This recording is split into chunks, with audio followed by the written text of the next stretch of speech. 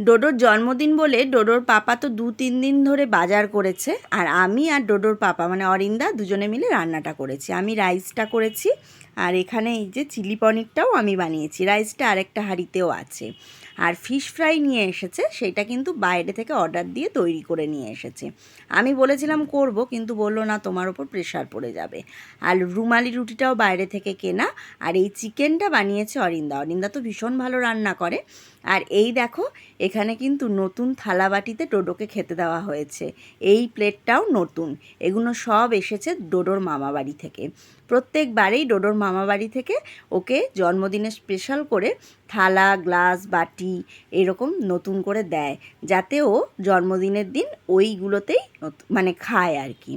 সবাই চলে গেছে, এখন বাজে রাত্রির 2টো বাজতে, দেখতেই পাচ্ছ 5 মিনিট বাকি। আমি এখন একদম ঘরদোর সব পরিষ্কার হয়ে গেছে, পুরো ঘর সব মুছেছি, যেখানকার জিনিস সেখানে রেখেছি, শুধু ওই প্লাস্টিকটা ওখানে রয়েছে, এর মধ্যে সব আর কি এঁঠো থালাগুলো রয়েছে। বাইরে বার করিনি, কারণ বাইরে যদি এখন বার করি না, বিড়ালে পুরো ছিঁড়ে খাবে, সেই জন্য এখানে রেখে দিয়েছি। সকালবেলা বার করে দিয়ে জায়গাটা মুছে নেবো। একদম ঘরদোর পুরো একদম পরিষ্কার। এই যে পরিষ্কারটা হয়ে গেল না, মনে খুব শান্তি লাগে। আর বাসনও যা ছিল, যেগুলো আমার আর কি ছিল মাজার, সেগুলো আমি মেজে নিয়েছি। আর বাদ বাকি ওদের ঘরে যেগুলো মাজার, সেগুলো তো জ্যোৎস্নাদি মাজবে। আর রান্নাঘরও পরিষ্কার হয়ে গেছে। আসলে আগামীকাল আমরা যাব বোলপুর।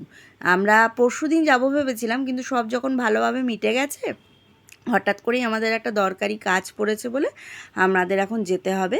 তাই সেই জন্যই রাতারাতি সব কিছু পরিষ্কার করে নিলাম। আর আমি তো জানো, বাড়িতে কোনো অনুষ্ঠান হলে আমি আগের দিন রাতেই সব কিছু কাজকর্ম করে রেখে তারপর ঘুমাতে যাই। আর এখন আমি এসে বসলাম, শ্রেয়া স্লাইসের মধ্যে একটু জলজিরা গুলে আমাকে দিল খেতে। এখন এটা বসে খাবো।